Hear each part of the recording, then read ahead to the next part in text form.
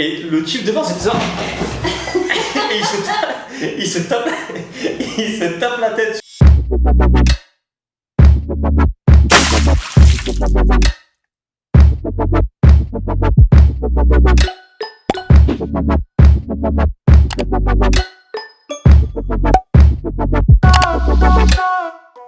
Hi everyone, je suis la fondatrice de ZIA, la méthode accélérée et antiscolaire pour apprendre l'anglais en 3 mois sur ziazo.com. Et je reviens avec une nouvelle vidéo un peu plus fun avec monsieur... Moi. Toi. Avec Bilal. Donc du coup, on revient pour une vidéo Ask. Donc vous nous avez posé pas mal de questions sur Instagram et sur YouTube. Donc du coup, on va y répondre et voilà. Moi, je voulais savoir quel genre d'élève étiez-vous à l'école? J'étais un élève studieux, calme et assidu. Non, sérieusement, j'étais... Non, par contre, il y avait juste un truc que les profs me reprochaient. J'étais pas un élève prétentieux. Si, un peu. Non, j'étais pas prétentieux.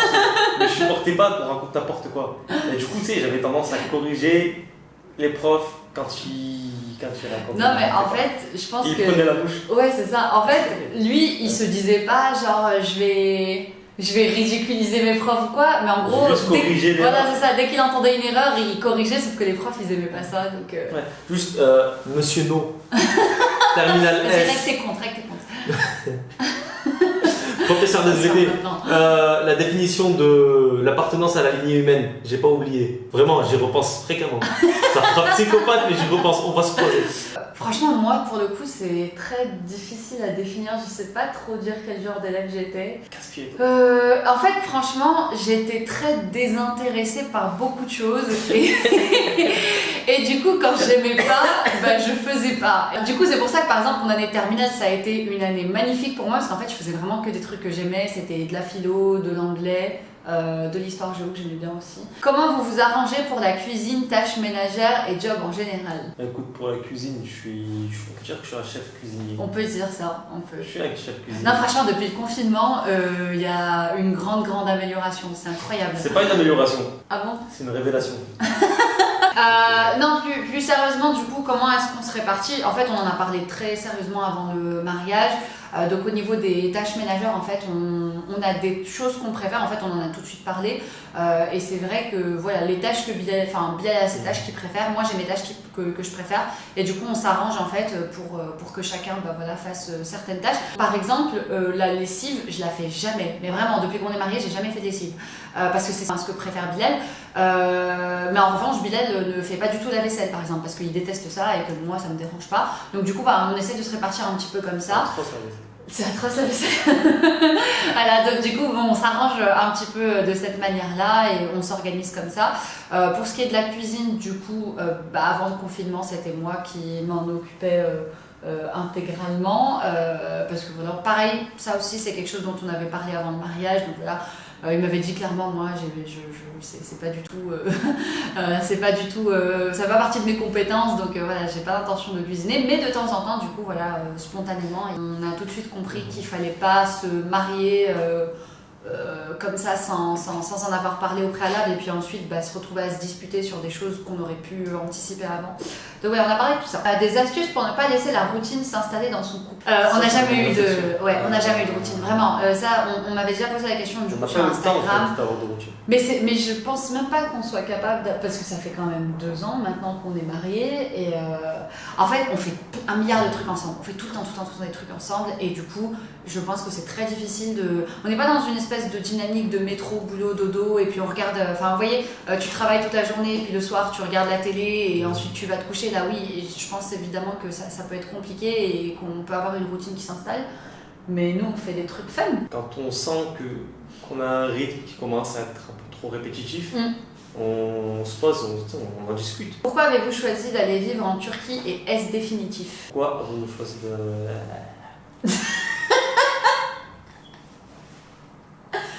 Oui, mais encore. C'est pas la Turquie, c'est plus spécifiquement Istanbul. Parce que c'est une ville assez singulière, c'est une ville assez particulière. En fait, c'est une ville qu'on apprécie particulièrement et je pense que c'est une ville qui est assez unique et tu me fatigues. C'est une ville qui est assez unique et on en est vraiment tombé amoureux. Moi, voilà, j'avais voyagé, je crois, 2 fois avant toi et c'est déjà une ville dont j'étais tombée amoureuse. Ma mère en était tombée amoureuse. Et du coup, en voyage de noces, on y avait passé juste une journée, je crois, hein, mais ça a été une Ça va, journée. on a fait une escale. Oui, c'est ça, on a fait une escale d'une journée, et ça avait été une très Une très escale belle journée. pleine de galères, mais on a quand même apprécié. Voilà, et du coup, c'est vrai qu'en fait, au début, on avait l'intention d'aller vivre en Colombie. Alors, vous allez me dire pourquoi la Colombie, ça, tout le monde est un peu choqué quand on dit Colombie. Tout simplement parce qu'on était à la recherche d'aventure, on se disait bon, Et on avait regardé Narcos juste avant. On s'est dit. Non, c'est pas vrai, c'est pas vrai. On s'est dit, un pays avec de la violence et des cartels. Allons fonder une famille là-bas. Non, mais plus sérieusement, voilà, on s'est dit, on n'a pas d'attache particulière, on peut travailler partout dans le monde, donc allons à l'aventure. Donc au départ, on partait vraiment pour vivre à Medellín, je crois. Enfin, je me souviens qu'on avait décidé en fait de partir, ça y est, c'était décidé. Et en fait, il y avait la Modest Fashion Week cette semaine-là, et du coup, tu avais toutes les influenceuses elle avait lieu à Istanbul. Tu avais toutes les influenceuses à Istanbul, et moi, j'étais trop contente de voir ça en story, parce que du coup, ça me rappelait des souvenirs, etc. Et d'un coup, j'ai eu une révélation, je me suis dit, attends, mais on est sérieux là? On n'a pas pensé à Istanbul. Et à partir de là, en fait, à peine j'ai dit ça à Bill, il m'a dit, mais oui, bien sûr, Istanbul, c'est trop bien. Donc du coup, on a vraiment tout de suite eu le coup de foudre. Donc voilà, donc franchement, le fait que ce soit aussi un pays musulman, ça joue énormément aussi. Et le fait que ce soit assez proche, donc on a à peu près 3 heures, 3h30 en avion de chez nous, donc on peut nous rendre visite assez facilement. Nous, on peut rentrer en France assez facilement aussi pour rendre visite à nos familles. Donc non, franchement, ça nous a paru le choix évident en fait, à partir du moment où on a eu l'idée. Tu réponds à est-ce que c'est définitif? C'est ça, ma réponse en fait, c'est que pas. Ça, Dieu sait. Exactement. On part dans l'idée de rester ici un certain temps. Après, on n'est pas enraciné ici. Ouais, c'est ça. En fait, on n'a Si pas on doit être d'attachement. amené à bouger plus tard ailleurs, on bougera. Où voulez-vous voyager? Partout, absolument partout. Enfin, les 2 prochains pays que je veux faire, c'est l'Égypte avec ma maman parce que ça fait des années et des années. Non, attends, elle m'avait éjecté du voyage. Non, pardon, je ne vais pas faire d'Égypte. Qu'elle m'a éjecté du voyage. Non, elle va y aller avec ses sœurs finalement. Non, du coup, c'est pas l'Égypte. Le Mexique. Ça fait très longtemps que je rêve de faire le Mexique, donc ce sera du coup sûrement le Mexique. Et il y a du coup l'Australie que tu voulais faire, qui moi ne me tente pas des masses. Mais évidemment, du coup, là, ce qui est sur notre liste, c'est du coup le pèlerinage à la Mecque. Ouais, Inch'Allah, j'espère que voilà, ça pourra se faire rapidement. Le plus dur quand on vit en couple. Je dirais que c'est s'adapter aux habitudes en fait de chacun, enfin aux habitudes Ouais. l'un de l'autre. Après, c'est un effort qu'il y a à fournir, c'est un effort qui. Je trouve qu'en fait, ce qui est compliqué, c'est que c'est un effort qu'il faut continuer à déployer. C'est vrai que c'est compliqué. C'est compliqué. Ça veut dire que c'est plus que compliqué, c'est compliqué. D'accord. Donc oui, non, moi aussi je pense que c'est pareil. Surtout quand tu te maries assez rapidement et que tu n'as même pas encore l'habitude de t'habituer à la personne. Et d'un coup tu te retrouves à bouger de la maison de tes parents à la maison de ton mari ou ta femme, enfin en gros vivre avec ton mari ou ta femme, et qui a des habitudes de vie qui n'ont rien à voir avec les tiennes. Je trouve à devoir concilier des habitudes de vie et à en créer des nouvelles. Ouais. Avec moi, voilà, exactement. Yes. Vous avez combien d'années de différence? Qu'Allah vous préserve. Amine. 2 ans. 2 ans. Votre plus beau souvenir ensemble et votre pire souvenir ensemble? En fait, on était censé partir au Royaume-Uni. Quand on est arrivé sur le tarmac et qu'on s'est rendu compte que l'avion était minuscule. Et c'était une sorte de. J'avais jamais vu ça de je sais pas quel genre d'avion c'était, mais c'était pas du tout genre. Même un jet privé, c'est plus gros, je crois. Ouais, il était minuscule, il était pas du tout sécurisant. Au moment où on commence à traverser la Manche, il y avait apparemment une tempête ou bref une très très forte perturbation. Et le problème, c'est que sur un avion de ligne classique, l'avion il est équipé pour parer à ce genre de situation. Cet avion-là, pas du tout. Donc en fait, toutes les 5 secondes, on avait l'impression de se prendre un mur. Quand on était là, à se faire secouer dans tous les sens. Donc Rahma, au bout d'une minute ou 2, a complètement craqué. Donc voilà, j'ai la phobie de l'avion, moi, déjà. Ouais, donc là, c'était compliqué. Et pour être tout à fait honnête, je pensais aussi qu'on allait mourir. Rahma vient se mettre contre moi et commence à pleurer. Donc j'essaie de la rassurer, je lui dis t'inquiète pas, tout va bien. Ça a duré facile 10 ou 20 minutes. C'était très long. C'était long et surtout, en fait, il y avait des. Zéro communication. Aucune communication de la part de l'équipage. Normalement, t'as l'équipage qui te dit mets ta ceinture, on traverse des perturbations. Là, personne. Rien. Et surtout, on a passé en fait plusieurs plusieurs perturbations, on avait l'impression de tomber en fait. Mais ça a duré longtemps, ça a duré 30-40 secondes. Les enfants qui criaient. Les enfants criaient, les bébés se réveillaient, les adultes étaient paniqués. C'était une catastrophe. Et très film genre Taken ou un truc comme ça, tu sais, où t'as tout le monde en panique. Exactement. Le passager devant, visiblement c'était mal. Il ne devait pas avoir bouclé sa ceinture. Ou parce que personne nous a dit de mettre nos ceintures. Hein. Donc forcément, on n'avait pas nos ceintures. Exactement. Mais du coup, l'avion commence à chuter pendant un moment. Et d'un coup, il y a un soubresaut. Et le type devant, c'est ça. Et il se tape la tête sur le plafonnier de l'avion. Et il avait un verre d'eau dans la verre d'eau, en fait, non, le verre d'eau n'a pas bougé. L'eau a jailli de son verre d'eau et lui est retombée sur le crâne. On voit ça, elle commence à éclater de rire avec les larmes qui coulent. Ah, c'était magnifique. Du coup, c'était génial. Non, mais en fait, parce qu'une fois que c'est passé, moi je lève la tête, je regarde autour de moi, voir est-ce que tout le monde va bien et tout. Et là, je vois le mec devant et je vois les gouttes d'eau qui tombent. Donc il a continué à se faire arroser encore après. Mais oui, et du coup, c'est une fois que tout était terminé que le pilote a pris la parole en disant désolé, on a traversé une tempête et des perturbations. Désolé. Voilà. Salam alaikum, pour vous, c'était un réel désir de se marier jeune? Pas que c'était un désir, c'est que c'est une recommandation. Non, c'est une recommandation. Non, mais oui, d'accord, en dehors de ça. Mais... En dehors de ça, oui. Voilà. Non, de mon côté, pas du tout. Je disais toujours que je me marierais pas avant d'avoir 30 ans. Au final, Dieu m'a rappelé que c'est lui qui décide. Du coup, je me suis mariée à 21 ans, ce qui est pas du tout ce que j'avais prévu au départ. Mais c'est parce que ouais, Dieu sait mieux que nous. Parce que, moi, les raisons pour lesquelles je voulais pas me marier, c'est parce que j'avais l'impression que le mariage, c'est quelque chose qui allait être un frein. Et j'avais beaucoup de rêves, de projets, d'ambitions, de choses que je voulais accomplir.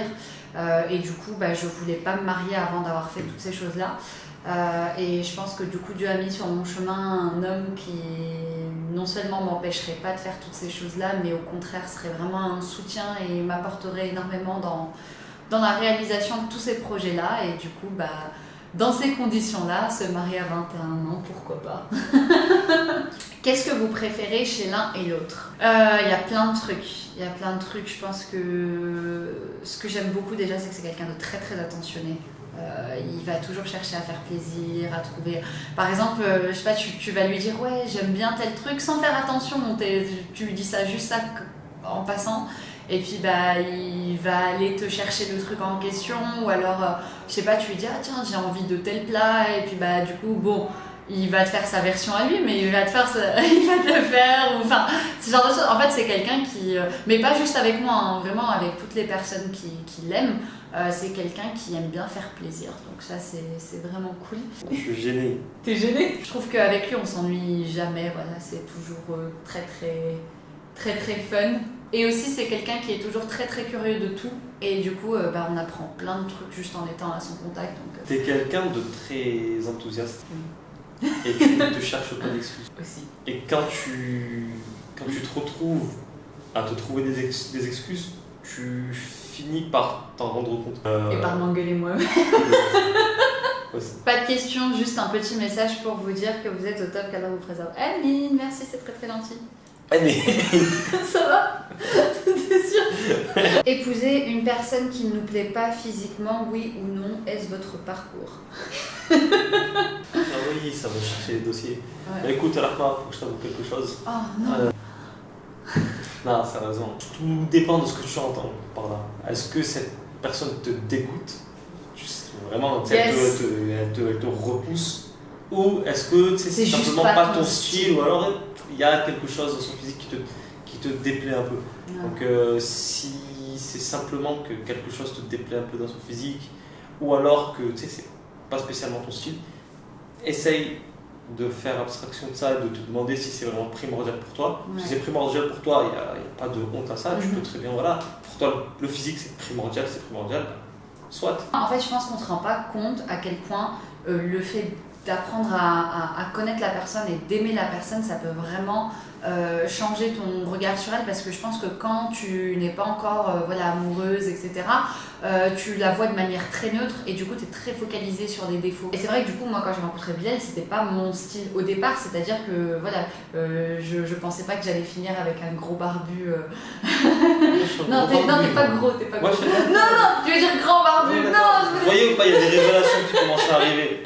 Non, voilà, c'est vrai, du coup, c'était pas le type vers lequel je pensais que j'irais au départ. Je le trouvais quand même beau. Comment faites-vous pour vous motiver ensemble lors d'un nouveau défi ? En fait, il faut vraiment savoir que nous, on se hype tout le temps, mais vraiment tout le temps. C'est-à-dire que, je sais pas, dès qu'il va avoir une bonne nouvelle, je vais être là genre, ouah, t'es trop fort. Et puis lui, pareil, on se hype un peu constamment. C'est une habitude quotidienne. Ouais, c'est ça. Pas... On est un peu, vous voyez, genre les pom-pom girls l'un de l'autre. Toi, t'es un pom-pom man. Ouais, j'aime pas trop cette image. Non, voilà, en gros, on est vraiment le fan numéro 1 l'un de l'autre et c'est juste la base que de s'encourager à fond pour un nouveau défi. En plus, évidemment, de proposer son aide. Sam, comment est née votre complicité ? Quels sont les inconvénients de bosser avec son mari et d'être avec lui H24 ? Ça, c'est 2 questions. Ouais. Bah, vas-y, réponds à la première. Comment est née votre complicité ? Premièrement, on avait des centres d'intérêt communs. Oui. Donc ça aide. Forcément, si on parle de choses qui nous intéressent tous les deux, ça aide à discuter. Et au fur et à mesure que les discussions se suivent, forcément, naturellement, tu construis une complicité. C'est ça. Et au-delà de ça, on cherche constamment, on va passer du temps ensemble, on cherche constamment à s'intéresser à ce que l'autre fait, à ce que l'autre pense, on discute. Quand je vais trouver une vidéo intéressante sur YouTube ou autre, je vais venir lui en parler, lui dire tiens, regarde, j'ai trouvé ce truc, c'est super intéressant. Et même si elle trouve ça naze, elle va au moins faire l'effort d'essayer de s'intéresser. Et si vraiment elle trouve ça nul, ça ne m'intéresse pas. Mais ouais, la plupart du temps, on fait en sorte de s'intéresser à ce qui intéresse.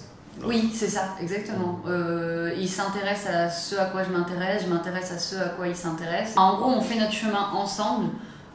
Et du coup, forcément, ça crée de la complicité. Et après, ça ne veut pas non plus dire de s'impliquer à fond dans ce que l'autre fait. Oui, voilà. Un exemple, si ton mari est fan de menuiserie ou d'ébénisterie, il aime prendre du bois, en faire des objets, tu n'es pas obligé d'aller te mettre à faire des objets en bois toi aussi. Tu peux juste te poser des questions et dire ok, pourquoi tu as choisi ce bois-là et pas celui-ci, comment tu fais, comment tu fais si tu mets des écharpes dans le bois, voilà, juste te poser des questions. Et peut-être faire une petite activité à deux où il pourrait t'initier à ce qu'il fait, etc. Ou alors tu pourrais juste te poser, regarder. Quels sont les inconvénients de bosser avec son mari, d'être avec lui à journée ? Honnêtement, je n'en vois pas. Vraiment, en fait, on a pris cette habitude-là. Ça fait 1 an maintenant que du coup, on est H24 ensemble. Et franchement, je vois pas du tout d'inconvénients, ou bien au contraire. On a beaucoup pris l'habitude. Du coup, c'est vrai que quand on passe une journée où on n'est pas ensemble, ça fait très bizarre. Non, franchement, j'y vois aucun inconvénient parce que, en fait, on a toujours des trucs à se dire, on a toujours des choses à faire. Au contraire, on a souvent l'impression qu'on n'a pas assez de temps devant nous. Donc non, franchement, je pense que si on pouvait continuer comme ça, ça serait parfait. Une chose à rajouter, ce qui peut être bien, c'est de s'accorder des temps à part. C'est-à-dire que même si vous êtes tous les deux à travailler à la maison, que chacun ait un peu son espace. C'est-à-dire que vous êtes côte à côte, vous travaillez ensemble, mais au bout d'un moment, si toi tu as envie de te lever et de travailler dans une autre pièce, tu le fais tout simplement. Ouais. Tu vas pas te dire attends, ça va la vexer. Lève-toi, prends ton espace. S'il faut que tu sortes faire un tour, encore une fois avec le confinement, c'est un peu compliqué.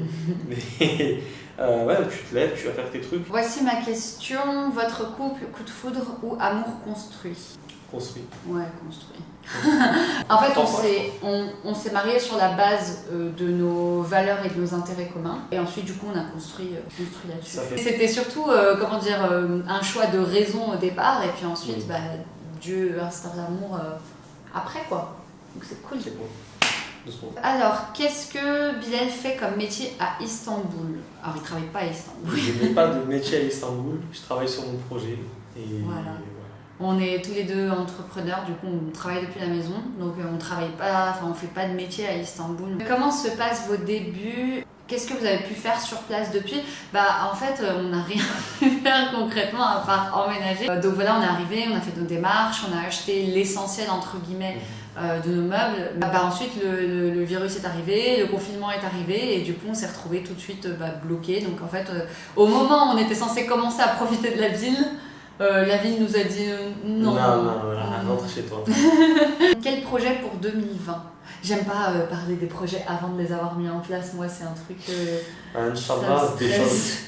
De mon côté, donc j'ai pas mal de projets pour Zia, sachant que ces projets ont été fortement retardés par toute la situation actuelle, puisque ça dépend pas que de moi. Donc du coup, voilà, ça c'est quelque chose qui a tendance à me rendre un peu dingue quand ça dépend pas que de moi, parce que voilà, quand c'est moi, je sais que je peux mettre le boulot, je sais que je peux me mettre à fond et avancer, mais quand du coup ça dépend pas que de moi, malheureusement, voilà, je peux pas faire grand chose. Donc du coup, voilà, j'avance comme je peux avancer avec les circonstances actuelles. Donc voilà, donc il y a pas mal de projets pour Zia. Il y a le projet du planeur qui, je sais pas voilà, avec ce qui se passe en ce moment, forcément les usines, tout ça sont fermées. Donc je sais pas du tout quand est-ce que ça va pouvoir être mis en place. Mais d'un autre côté, je me dis franchement, Dieu merci, heureusement qu'il est pas sorti au moment où je voulais qu'il sorte, parce que franchement, ça aurait été trop du gâchis, vous vous rendez compte ?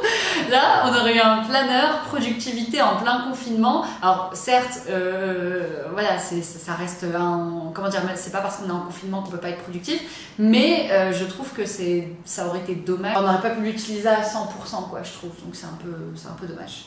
Donc voilà, tant mieux. Il y a une raison à tout. Donc s'il n'a pas pu sortir au moment où je prévoyais de le sortir, c'est qu'il y avait une raison. Pourquoi avoir emménagé en Turquie ? La France ne vous plaît plus. Bon, on a déjà répondu du coup à pourquoi avoir emménagé en Turquie. La France ne vous plaît plus. On va pas cracher dans la soupe, hein, clairement. La France a plein d'avantages, il y a plein de belles choses en France, etc. C'est juste que nous, personnellement, ça ne nous convenait plus. Au-delà de ça, en fait, c'est que Istanbul présentait certains avantages en termes de conditions de vie, en termes de cadre de vie, en termes de plein de choses. Et puis même, il y a l'envie de bouger. De voir autre chose, donc il y avait plusieurs raisons. Non, c'est vrai que la France nous correspondait plus là actuellement, tout simplement parce que voilà, on va pas se mentir, l'ambiance c'est pas au top, hein, on a connu mieux. Et c'est un pays qui est très très hypocrite entre guillemets dans le traitement des sujets tels que du coup la religion, l'immigration, ce genre de choses. Et le truc, c'est que je me suis rendu compte à un certain âge, à un moment donné, tu fais tout ce que tu peux pour être accepté, pour être intégré, comme ils disent, voilà. Sauf qu'en fait, on t'acceptera jamais. Tu peux être le citoyen le plus irréprochable au monde, c'est pas ça le problème, hein. Ça c'est l'excuse, mais c'est pas ça le problème.